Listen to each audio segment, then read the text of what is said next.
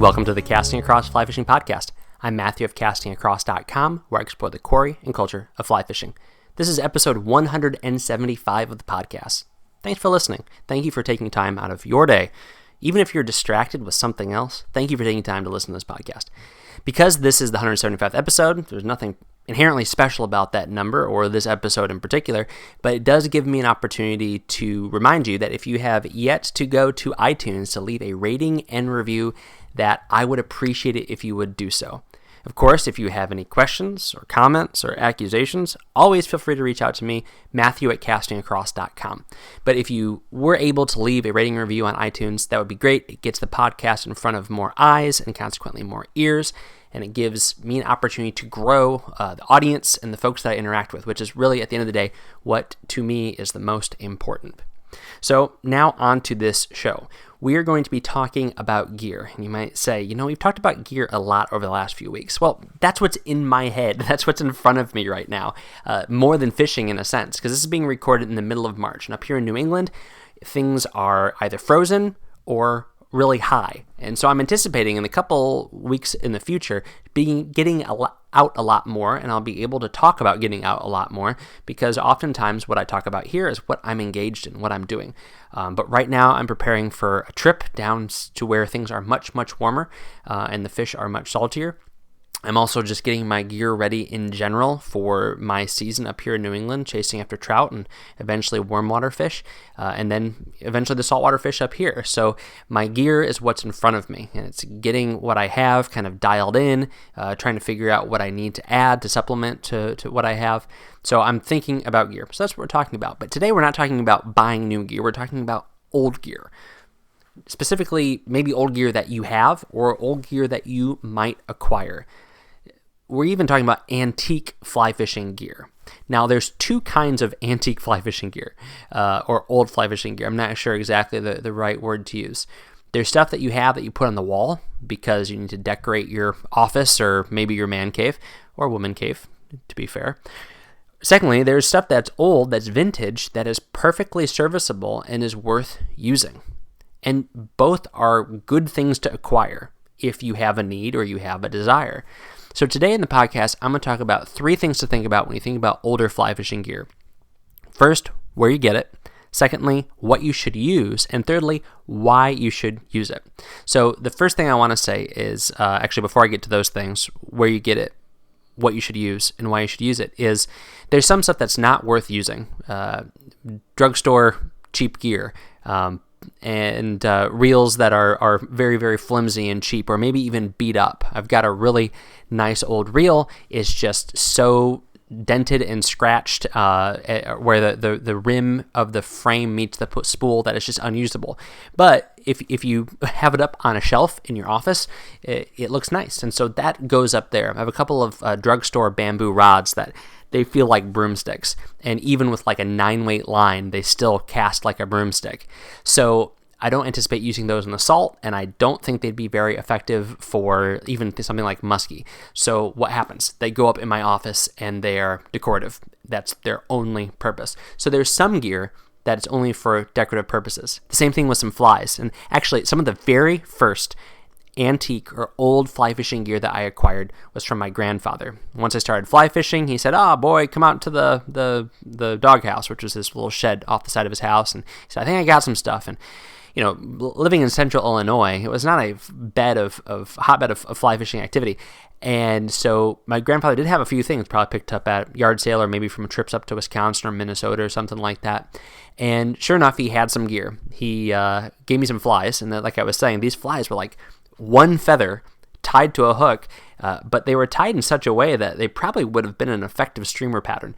Not very glamorous, not the greatest as far as aesthetics, but you looked at them, they were well made, nice hooks, good thread wraps, and I can just anticipate that if I were to fish these today, I'd be able to catch fish on them.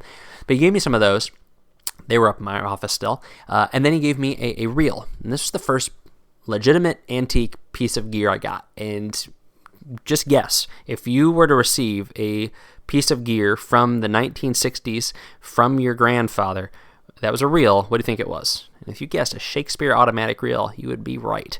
And so I was just really intrigued by this. I'd never seen, as a young fly fisher, this was probably in the late 90s or mid 90s, an automatic reel. And so I researched it. I went to the library. This was back before the internet was as prolific as it was.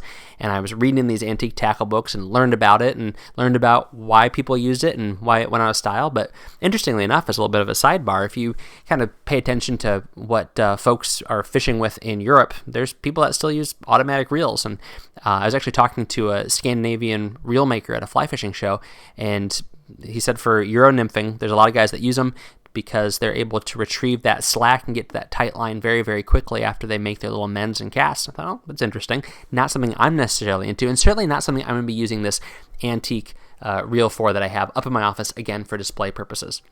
So that's where you see some things that they're fun to have. It might be fun to play with, but it's probably more for decoration and maybe saving it for someday when somebody really, really needs it to use it for some harebrained idea they have out on the water. But all that to say, that's the first great place to get stuff. You shouldn't have relationships with your grandparents or your elderly neighbor just so that you can get the fly fishing stuff that's in their basement. But more often than not, that's where we get the things that we receive that are older, maybe that are from a few generations in the past. And that's where I received a lot of my antique fly fishing gear, stuff that's from the 50s and 60s and 70s. I know the 70s isn't antique. I mean, goodness, that's only a few years before I was born. But, there's certainly a rapid change in the nature, the engineering, the style of fly fishing gear from the 70s into the 80s. A real big change. I think it's almost like this very, very quick evolution between the late 70s and the early 90s in just the nature of fly fishing gear. I feel like for the last maybe 15, 20, even 25 years, things have been incrementally improving. But to see the way that fly fishing gear looked and feel the way that fly fishing gear performed in the 1970s versus even just the late 90s, I don't want to say it's day and night, but there's some significant differences. That's a little bit of an aside. Sage, the company Sage, is unveiling some new technology here in real time in I think the next couple of weeks. And so what they're doing is they're going back and they're highlighting some of their original rod designs, going back through the different graphite models that they've used. And as I've looked at that, thinking, my goodness, this company is not much older than I am, and the rods that they're talking about as being like their first models were some of the first models I was exposed to.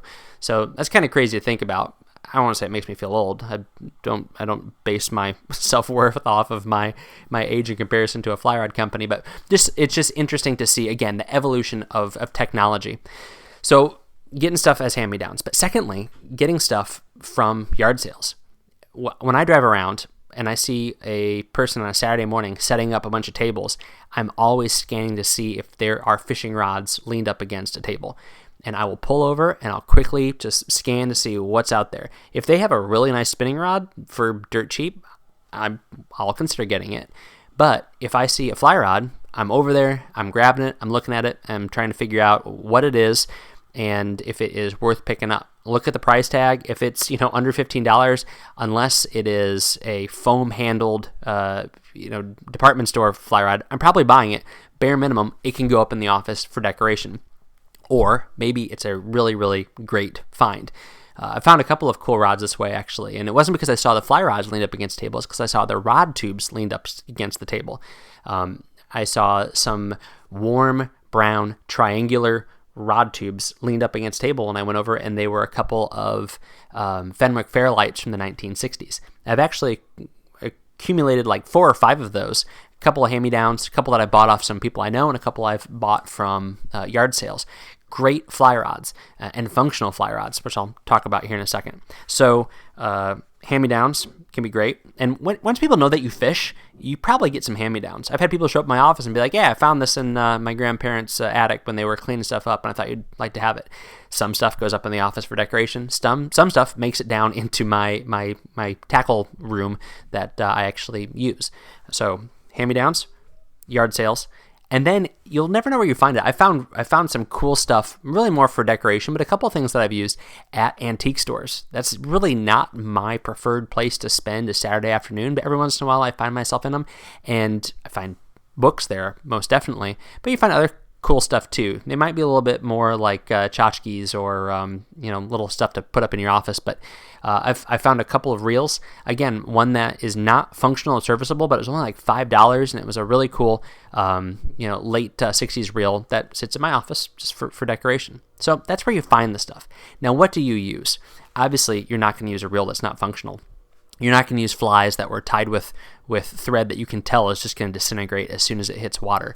You're probably not going to use antique boots or waders. But fly rods, more than anything else, I would say fly rods are the kind of thing that are worth using. And here's why. And this melds what you use with why you use it. Fly rods and the taper, like I was saying earlier, have evolved over time. Not so much that you have to learn how to cast again to use a fly rod that was built in the the 50s or the 60s, but the slowness of those early 60s fiberglass fly rods that I have was shocking to me when I first received them in the late 90s. I had no clue how to cast the things. It was like night and day compared to the really, really speedy graphite that was becoming in vogue at the turn of the century, which is, again, kind of ridiculous to say, but going from the 90s to the 2000s, fast fly rods were what everybody was using and what everybody was making. It gives you an opportunity to appreciate different styles of fishing. Again, if you haven't fished bamboo, maybe picking up an older bamboo fly rod for an inexpensive price is a great way to experience a taste of what a really high quality bamboo fly rod can bring to your fishing. So I think this is a worthwhile kind of insertion here. Just because it's old and just because it's bamboo doesn't mean it is a good fly rod. In fact, there's a lot of really crummy dime store fly rods out there that are bamboo.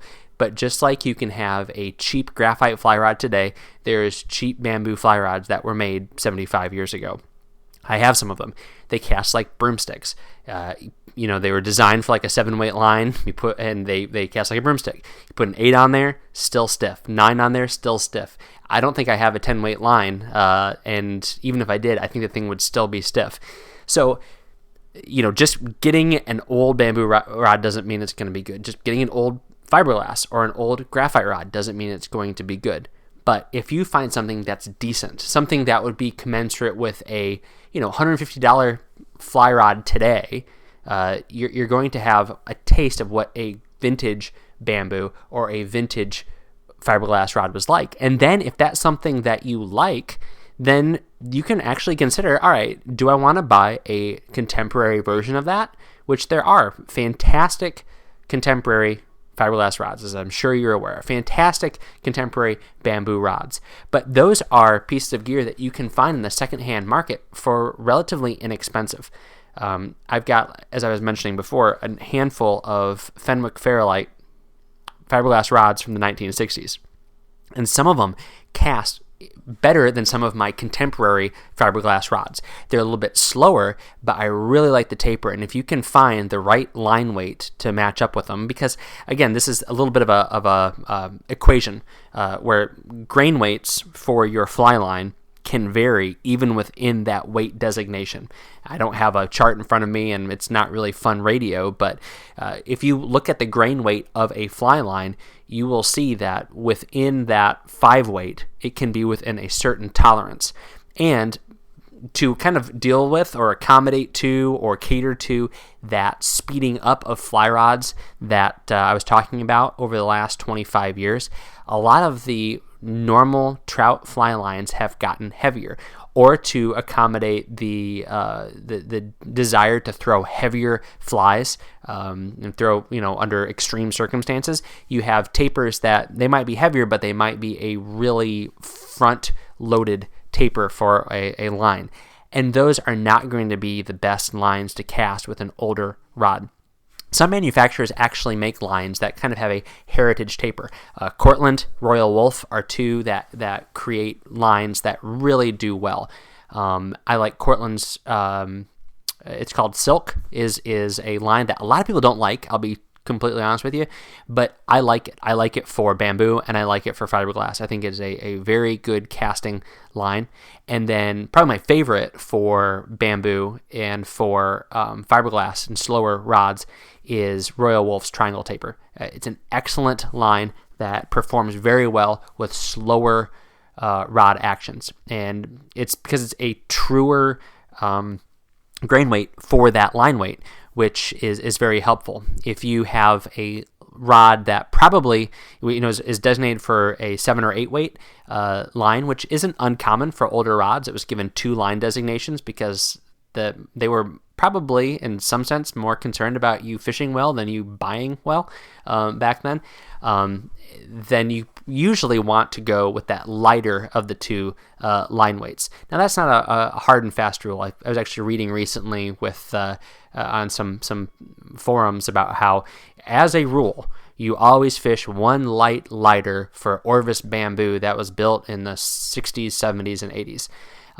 Have a rod that's designated, I think it's HGH, which translates to a 7 weight line. And that's another thing. If you've never gone down the rabbit hole of bamboo or older graphite or glass rods, then you notice they might not have numbers attached to them.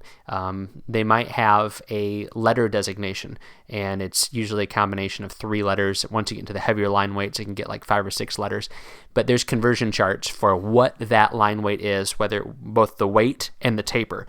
Some rods were designed for a particular weight and then double taper or weight forward, and they had a letter designation. Again, those resources are super available online. Orvis itself has a conversion chart on their like a bamboo info page on their website. But all that to say, there's this kind of conception out there that it's a hard and fast rule that you always want to underline a very, very slow rod. But I think that is to accommodate this modern taste for faster rods. But why should you fish with older fly rods? Why should you use older gear? And I think part of it is to appreciate the finesse and the delicacy and a little bit of the appreciation for the experience that maybe comes with some of the aesthetics that we have lost as we have gotten a little more like extreme in our fly fishing over the last couple of generations. I am all for progress. I am all for companies, like I was saying before, like Sage, pushing the boundaries with what is the next technology. Some of my favorite fly rods are fly rods that were almost like experimental technology that kind of was a dead end of the evolutionary tree of a certain company's technology concepts. But you go back in time and you're going to find these tried and true designs where you have an example of something like the Fenwick Fairlight, which I keep bringing up, or of Orvis bamboo. And for 10, 15, 20, 25 years, it was the very, very small incremental change over that particular taper and style and components of those fly rods. And so it's very tried and true. You don't have a lot of rods that are that way these days. Because companies have to bring something new out, they change stuff. And there's some winners, but there's a lot of stinkers. There's not a lot that lasts, maybe more than 10 years out there. And so to find something that lasted a long time, you can appreciate the way that a lot of people in the community, kind of in the fly fishing world, how they fished for a long period of time. But plus, it also kind of connects you with the people that came before us. So if I'm using a piece of antique gear and I find that it matches up with what was being used in an older book, I think that's kind of cool. One good example is I went back to a classic fly fishing book. It's Barry and Kathy Beck's Fly Fishing the Flats. I was looking at some information for Florida for a trip I'm going down on in the next couple of weeks, and I just wanted to say, okay, what do they say about this area? Now, this book was published, I think, in 1994, maybe 1997, I can't remember. But the gear that they're using was in that book was the very first gear that I was exposed to because I started fishing in the mid-90s. And so I have a Scott rod that there's a picture of in that book. I have a reel and some other gear that is pictured in that book. So it's kind of cool to see that, although that gear is like 30 years old, I'm still using it. And it kind of ties me back to not just when I started fishing, but other people who were fishing and who were innovating at that very same time.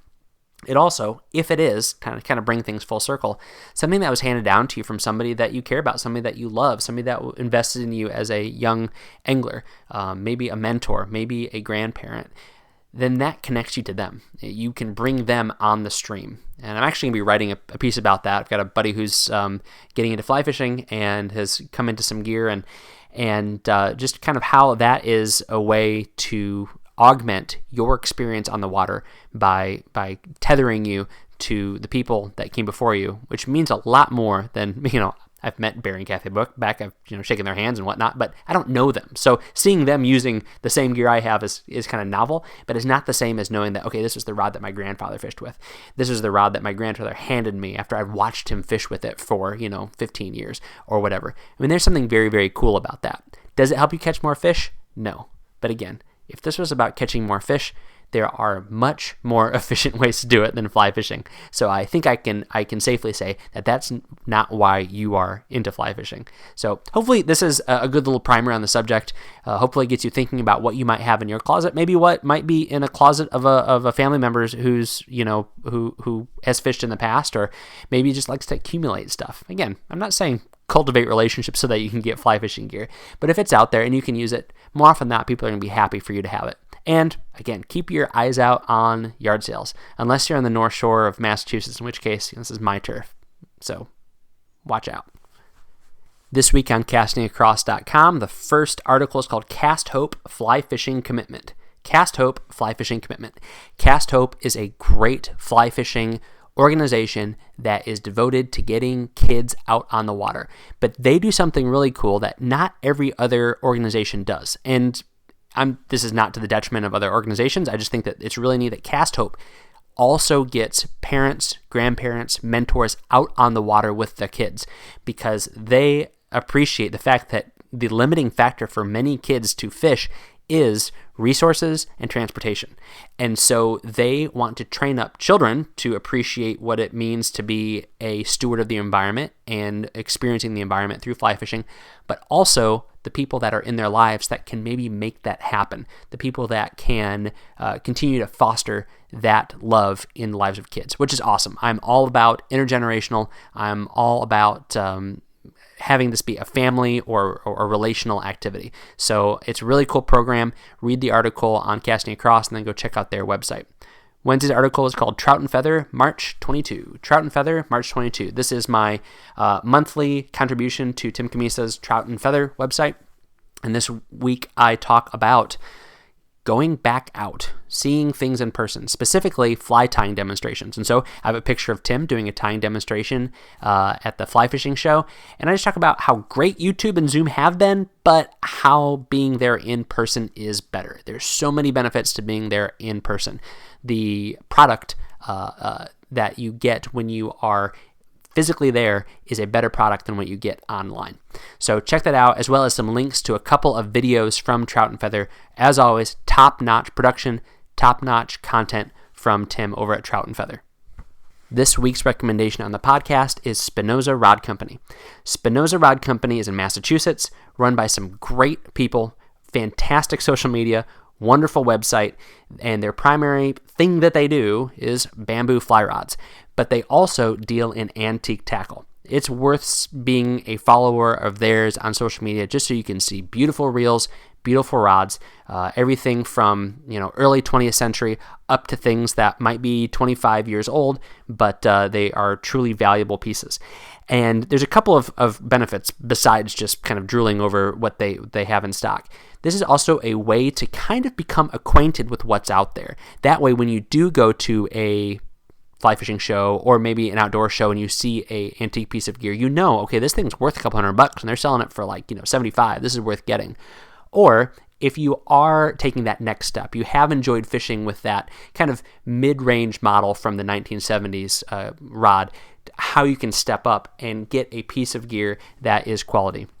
So if you go to their website, you can see the rods that are in stock. You can see what reels are in stock. They actually have older listings that are on there, so you can kind of get an idea of valuation based upon the condition of the gear. But again, you get to look at really, really cool stuff. And if you've been fishing for 30, 40, 50 years, you can kind of go back and have a stroll through memory lane here, seeing some of the things that they've listed on here. Things that maybe even the rod manufacturer, the reel manufacturer, might not have those sort of specifics and images on their website. So head over to Spinoza. It's at spinozarods.com, SPINOZA rods.com. I will put a link to their website on the show notes of this page at castingacross.com. Again, if you're on social media, follow them on Instagram. Really cool stuff just to browse through. Thanks for listening to the Casting Across Fly Fishing Podcast. Please subscribe in your favorite podcast app and rate the podcast in iTunes. Then head over to castingacross.com for 3 posts a week on the people, places, and things that go into the pursuit of fish.